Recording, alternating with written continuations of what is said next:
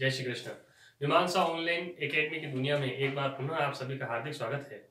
और इस बार हम आपके लिए लाए हैं निर्मल वर्मा, एक साहित्यिक परिचय, कृतित्व और इनका पूरा जीवन परिचय। विद्यार्थियों, निर्मल वर्मा का जन्म 3 अप्रैल 1929 को शिमला में हुआ था, जबकि इनका निधन 25 अक्टूबर 2005 को दिल्ली में हुआ। निर्मल वर्मा के पिताजी नंद कुमार वर्मा जी ब्रिटिश काल के रक्षा विभाग में एक उच्च पदाधिकारी थे और 8 भाई बहनों में इनका 5वां स्थान है। दिल्ली के सेंट स्टीफंस कॉलेज से इतिहास में एमए इन्होंने किया और उसके बाद कुछ वर्षों तक उन्होंने अध्यापन कार्य भी किया। और इसके बाद इनको यूरोप यात्रा का मौका मिला। इसमें इन्होंने लगभग यूरोप के जितने भी कंट्रीज है, सारे देश है, उनकी यात्राएं की और उसके माध्यम से वहां की सांस्कृतिक गतिविधियों को जानने का इनको अवसर मिला। उनकी प्रसिद्ध कहानी माया दर्पण पर एक हिंदी फिल्म बनी, जिसे 1973 में सर्वश्रेष्ठ हिंदी फिल्म का जिस पर आधारित वो एक हिंदी मूवी बनी, उसी माया दर्पण कहानी पर आधारित, जिसको 1973 का सर्वश्रेष्ठ हिंदी फिल्म का पुरस्कार भी प्राप्त हुआ। अपनी गंभीर, भावपूर्ण और अवसाद से भरी कहानियों के लिए निर्मल वर्मा जाने जाते हैं। इनकी कहानियां पूर्ण रूप से अपनी निजी कहानियां थी। आधुनिक कहानीकार और आधुनिक कथाकार के रूप में मोहन राकेश, कमलेश्वर, राजेंद्र यादव, इनके साथ निर्मल वर्मा का नाम भी बड़े आदर के साथ लिया जाता है। अब हम बात करते हैं निर्मल वर्मा द्वारा रचित साहित्य संसार की। निर्मल वर्मा द्वारा रचित साहित्य के संसार की दुनिया में हम लिए चलते हैं। निर्मल वर्मा जी ने अनेक विधाओं पर अपनी लेखनी चलाई, जिसमें कहानी, रिपोर्टाज, नाटक और सबसे प्रसिद्ध उनके उपन्यास भी हुए। कहानियां भी काफी फेमस हुई, उपन्यास भी उतने ही प्रसिद्ध हुए, चर्चित हुए। हम बात करते हैं निर्मल वर्मा के उपन्यासों की। तो प्रस्तुत है निर्मल वर्मा के उपन्यास। निर्मल वर्मा के उपन्यास।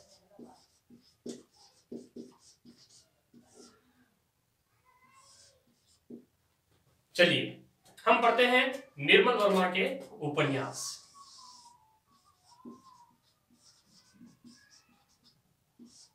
पहला उपन्यास इनका प्रकाशित हुआ 1964 में। दूसरा उपन्यास इनका प्रकाशित हुआ 1974 में। तीसरा उपन्यास इनका प्रकाशित हुआ निर्मल वर्मा का 1979 में। चौथा उपन्यास प्रकाशित हुआ था 1989 में। और पांचवा और अंतिम उपन्यास प्रकाशित हुआ था सन 2000। तो हम शुरुआत करते हैं। निर्मल वर्मा जी का यदि प्रथम उपन्यास पूछ लिया जाए, प्रथम उपन्यास, तो 1964 में यह प्रथम उपन्यास प्रकाशित हुआ था। 1964 में वे दिन। यहां से इनके उपन्यास जीवन की साहित्यिक यात्रा आरंभ होती है, वे दिन उपन्यास से। इसके बाद 1974 में 10 वर्षों के अंतराल के बाद, 64 से हम चलेंगे 74, 10 वर्षों का अंतराल है। 74 में इनका उपन्यास प्रकाशित हुआ था लाल टीन की छत। लाल टीन की छत।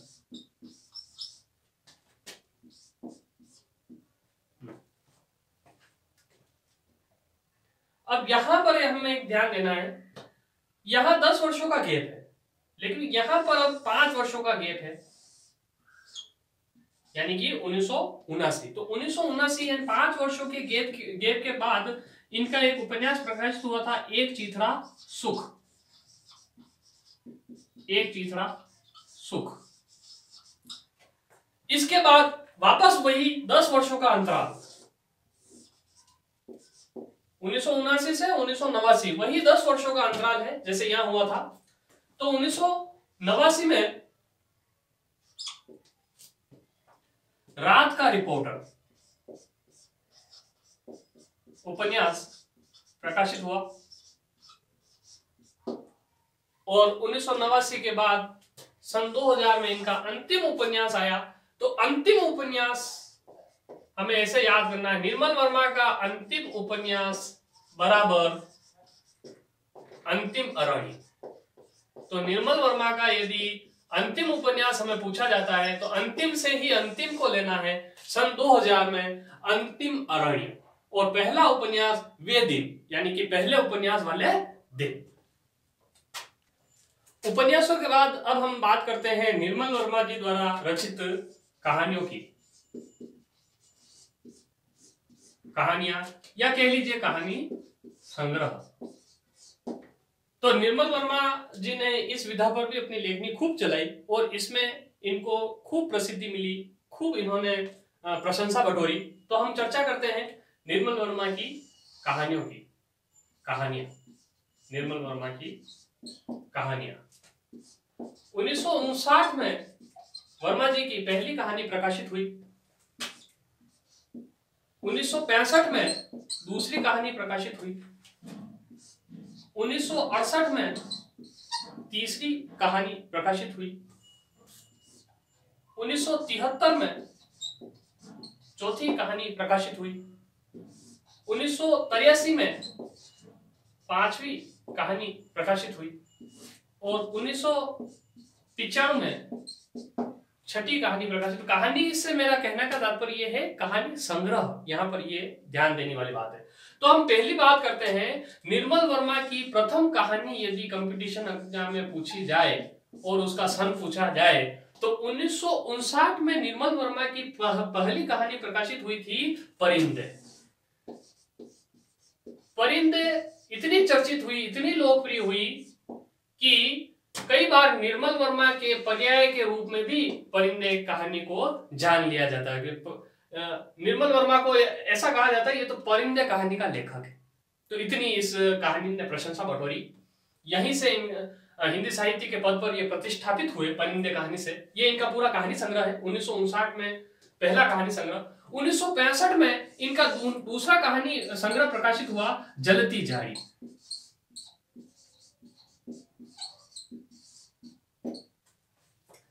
फिर 1968 की बात करते हैं।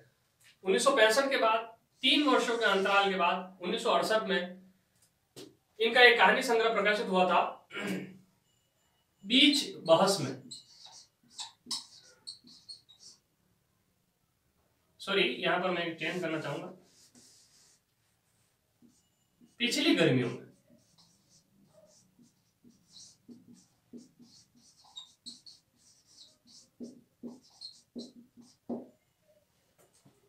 उन्नीस के बाद 1973 में आया एक अगला कहानी संग्रह इनका बीच बहस में। बीच बहस में उसके 10 वर्षों के अंतराल के बाद यानी कि 1983 में इनका अगला कहानी संग्रह प्रकाशित हुआ कव्वे और काला पानी। कव्वे और काला पानी। और अंतिम बात हम कर लेते हैं 1995 में निर्मल वर्मा जी का अंतिम कहानी संग्रह। तो दोस्तों, अंतिम कहानी संग्रह निर्मल वर्मा जी का 1995 में प्रकाशित हुआ सूखा और अन्य कहानियां एवं अन्य कहानियां। ये इनका कहानी संग्रह का शीर्षक है। तो पहला कहानी संग्रह 1959 में परिंदे, अंतिम कहानी संग्रह 1995 में सूखा और अन्य कहानियां, पहला उपन्यास निर्मल वर्मा जी का वे दिन 1964 में प्रकाशित हुआ और अंतिम उपन्यास निर्मल वर्मा जी का सन 2000 में अंतिम अरण्य शीर्षक से प्रकाशित हुआ। तो उपन्यास एवं कहानियों के बाद अब हम चर्चा करते हैं निर्मल वर्मा के निबंध। निबंध कला में वर्मा जी काफी पारंगत थे। इनके निबंध काफी चर्चित हुए।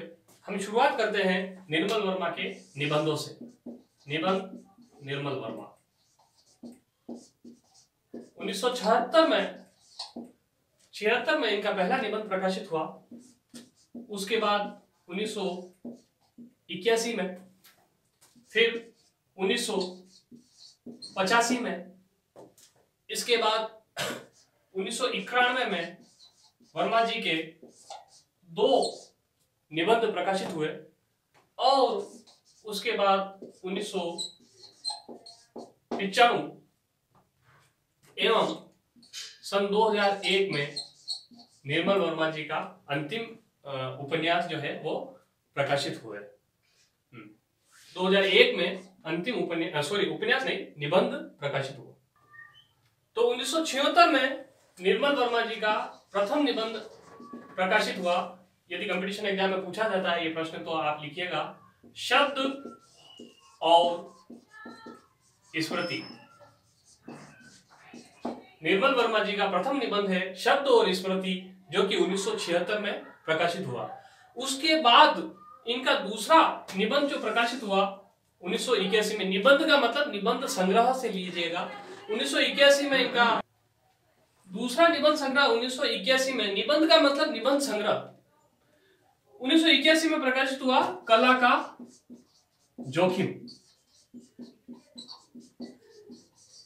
कला का जोखिम। उसके बाद 1985 में अगला निबंध संग्रह प्रकाशित हुआ, ढलान से उतरते हुए। ढलान से उतरते हुए।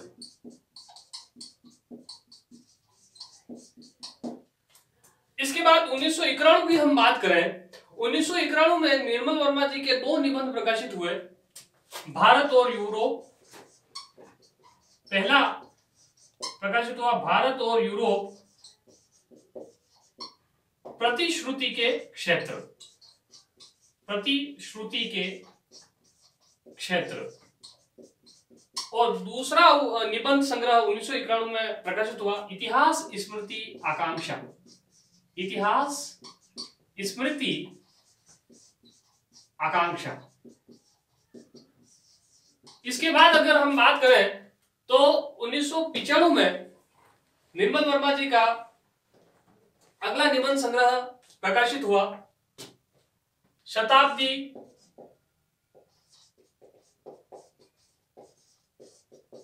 के ढलते वर्षों में।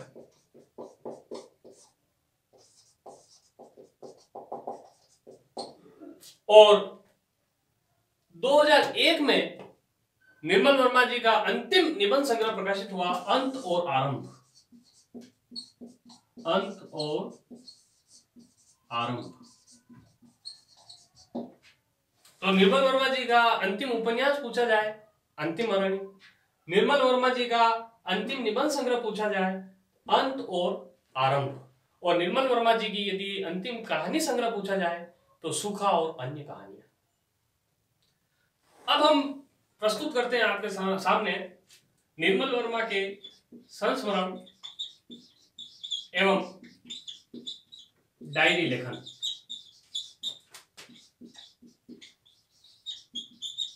इस विधा में भी निर्मल वर्मा काफी सिद्धहस्त थे और इनको काफी प्रसिद्धि और लोकप्रियता मिली। हम बात करते हैं संस्मरण और डायरी लेखन की। 1962 में, 1970 में और 1996 में इनके संस्मरण और डायरी लेखन से संबंधित पुस्तकें प्रकाशित हुई। 1962 में एक बहुत ही चर्चित पुस्तक आई थी, चीड़ों पर चांदनी। ये काफी लोकप्रिय हुई। परिंदे के बाद इसी कृति ने, इसी पुस्तक ने इनको लोकप्रियता के चरम पर पहुंचा दिया। उसके बाद 1970 में एक और पुस्तक का प्रकाशन हुआ, चीड़ों पर चांदनी के बाद, हर बारिश में। ये थोड़ी सी कम लोकप्रिय हुई। और अंतिम 1996 में इस विधा की पुस्तक प्रकाशित हुई जो कि काफी लोकप्रिय और काफी चर्चित रही, धुंध से उठती धुन। धुंध से उठती धुन।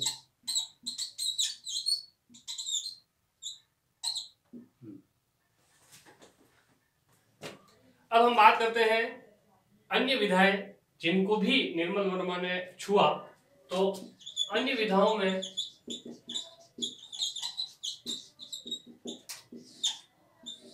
रिपोर्टाज और नाटक विधा को भी निर्मल वर्मा ने छुआ था, लेकिन रिपोर्टाज में तो इनको काफी प्रसिद्धि प्राप्त हुई थी। प्राग एक स्वप्न, प्राग एक स्वप्न, ये काफी चर्चित और पॉपुलर रहा रिपोर्टाज। नाटक में विधा में इनको कोई विशेष ख्याति प्राप्त नहीं हुई।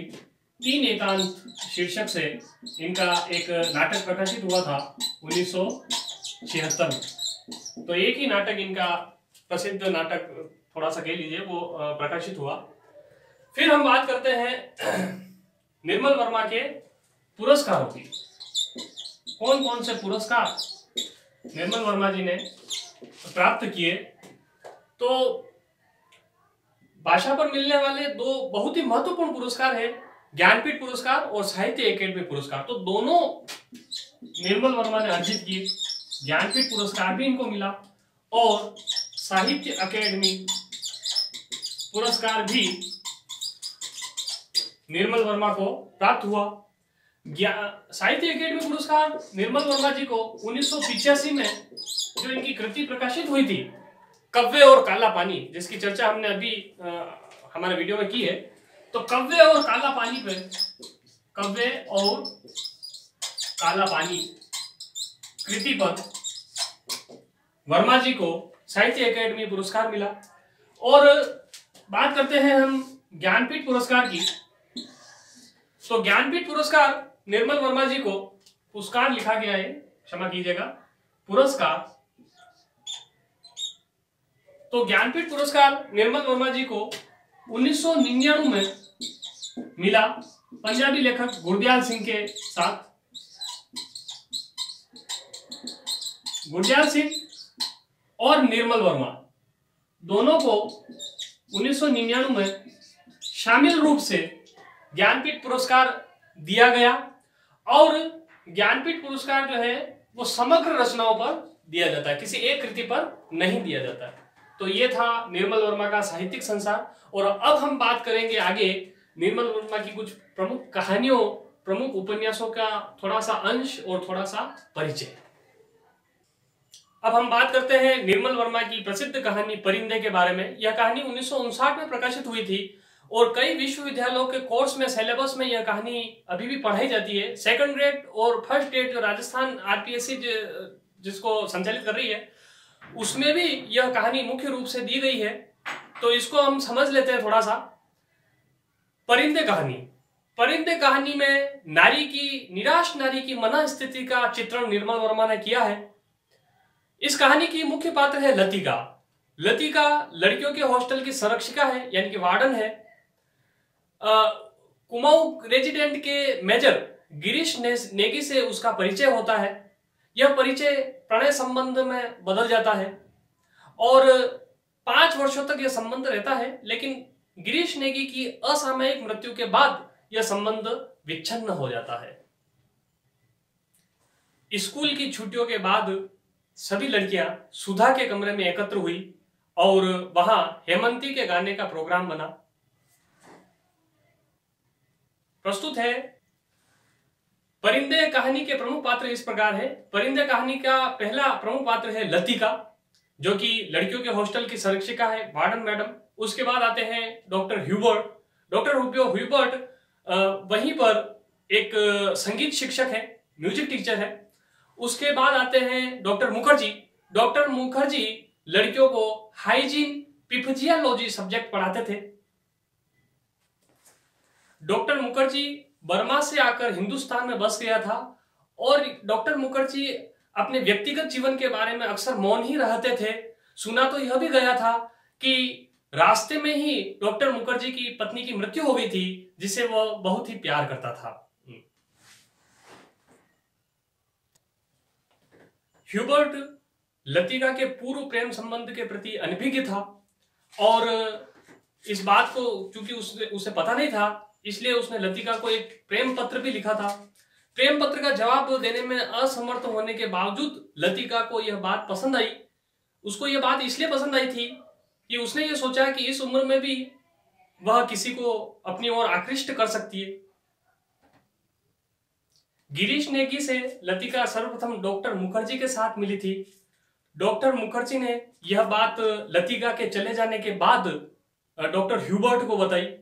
डॉक्टर ह्यूबर्ट ने जैसे इस बात को सुना तो हतप्रभ रह गया और उसे इस बात से काफी ठेस पहुंची कि लतिका अपने प्रेम संबंधों का स्पष्टीकरण उसके सामने न करे, इस लायक भी वो ह्यूबर्ट को नहीं समझती है।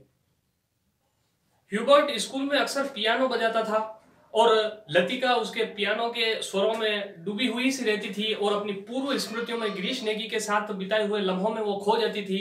एक बार ह्यूबर्ट उससे मिलता है लतिका से, तो ह्यूबर्ट उसको उस प्रेम पत्र के लिए माफी मांगता है, लेकिन लतिका से कोई जवाब देते नहीं बनता है। डॉक्टर मुखर्जी अपने देश बर्मा से बहुत प्यार करता है और उसकी पत्नी से भी वो बहुत प्यार करता है जिसकी मृत्यु हो चुकी है, लेकिन मिस वुड उसको प्रेम का आमंत्रण देती है, लेकिन फिर भी डॉक्टर मुखर्जी उसे अस्वीकार कर देता है और वह हमेशा बर्मा जाने के सपनों में खोया रहता है। लेकिन उसे पता है कि वह वहां कभी भी जा नहीं पाएगा, वह उदास सा रहता है क्योंकि उसे यह भी पता है कि बर्मा जाने पर भी वह उसी अजनबियत का शिकार हो जाएगा जिस अजनबियत का शिकार वो भारत में है, क्योंकि वो पिछले कई वर्षों से भारत में रह रहा है और वहां जाने पर, बर्मा जाने पर भी उसे वही अजनबियत उसे खसोलेगी। परिंदे एक प्रतीकात्मक कहानी है। जिस प्रकार से परिंदे बर्फ पड़ने की प्रतीक्षा में पहाड़ी स्टेशन पर निवास करते हैं, उसी प्रकार से मनुष्य की स्थिति का भी चित्रण किया गया है। परिंदे के सारे पात्र उसी प्रतीक्षा में हैं जिस प्रकार से परिंदे प्रतीक्षा करते हैं, और कहानी के पात्र भी उसी प्रकार से प्रतीक्षा करते हुए वो इंतजार में रहते हैं कि किस प्रकार की कैसे कैसे संवेदनाएं बदलेगी, कैसे कैसे स्थितियां बदलेगी। छुट्टियां पड़ जाने पर स्कूल की सारी लड़कियां हॉस्टल से चली जाती है, लेकिन लतिका चाहते हुए भी हॉस्टल में ही रहती है। उसको घर जाने की इच्छा है लेकिन वो वहीं रहती है। हॉस्टल की हालत थोड़ी सी चिंताजनक है, छत से पानी टपकता है, सर्दी भी काफी पड़ती है। बाथरूम के दरवाजे से वह मिस वुड के आरामदायक कमरे में चली जाती है। उसका भविष्य, लतिका का भविष्य अब कुछ भी नहीं है। वह सोचती रहती है। गिरीश नेगी के साथ ही उसका भविष्य समाप्त हो चुका है। कई विचारों में, उधेड़ बुन में वो लगी हुई रहती है। इसी उधेड़ बुन को, इन्हीं संवेदनाओं को, सूक्ष्म संवेदनाओं को निर्मल वर्मा ने अपनी अद्भुत लेखनी के माध्यम से परिंदे कहानी में उकेरा है। आप सभी को हिंदी साहित्य के विद्यार्थी होने के नाते यह कहानी जरूर पढ़नी चाहिए। काफी लोकप्रिय और प्रसिद्ध हुई, और इसकी यदि विस्तृत चर्चा आपको और सुननी है या कहनी है, आपको आपकी बात हमसे कहनी है, तो हमारे व्हाट्सएप नंबर पर जरूर कहिएगा। निर्मल वर्मा के बारे में आपको ये एपिसोड सेगमेंट कैसा लगा? चूंकि वर्मा जी की एक साहित्य का धारा काफी विस्तृत है, समय का अभाव होने के कारण हम इस वीडियो में इतना ही ले पाएंगे, लेकिन हम जरूर आपको विश्वास दिलाते हैं कि अन्य उपन्यास जैसे कि चीलों पर चांदनी, अंतिम अरण्य, रात का रिपोर्टर, वे दिन, बहुत से इनके ऐसे शानदार उपन्यास, बीच बहस में जो कहानी, उसको भी हम अगले सेगमेंट में साहित्य की चर्चा करते हुए साहित्य संसार के रूप में आपके सामने लेकर प्रस्तुत होंगे। नमस्कार, जय श्री कृष्ण। लाइक कीजिए, सब्सक्राइब कीजिए, शेयर कीजिए। जय श्री कृष्ण।